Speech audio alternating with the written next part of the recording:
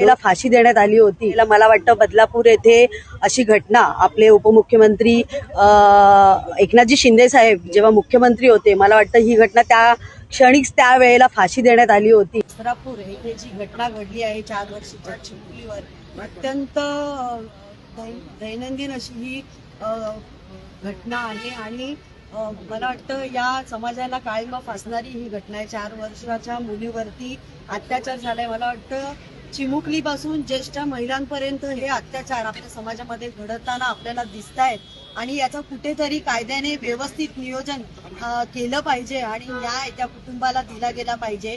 आज या चिमुकलीच्या घरच्यांना एवढं दुःख आहे की ते कुठेही भरून काढता येणार नाही, कारण प्रत्येक वेळेला जेव्हा हे अन्याय अशा विकृतींकडून होत असतात तर त्या विकृतींना त्या वेळेलाच ठेचलं गेलं पाहिजे, कारण पुन्हा एकदा ही विकृती पुन्हा अशी घडणार नाही अशा न्याय व्यवस्था मला वाटतं या समाजामध्ये दिल्या गेल्या पाहिजेत।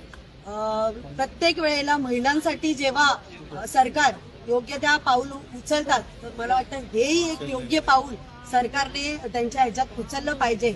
बदलापूरमध्ये जेव्हा घटना घडली होती त्यावेळेला मला वाटतं आपले उपमुख्यमंत्री साहेब हे मुख्यमंत्री होते आणि त्यावेळेला त्यांनी जो निर्णय एकदम झटकेपट दिला होता तशाच प्रकारचा निर्णय आताही या वेळेला झालाच पाहिजे आणि याच वेळेला नाही याच्या पुढेही हा निर्णय अशाच पद्धतीने चालू होईल असं झालं। या सगळ्या गोष्टीला मी जाहीर निषेध करते। शिवसेना पक्ष आणि कुठलाही पक्ष नाही, मला असं वाटतं की सर्व पक्ष लोक आणि सर्व समाज याला मिळून याला प्रतिसाद दिला पाहिजे आणि हा न्याय झालाच पाहिजे।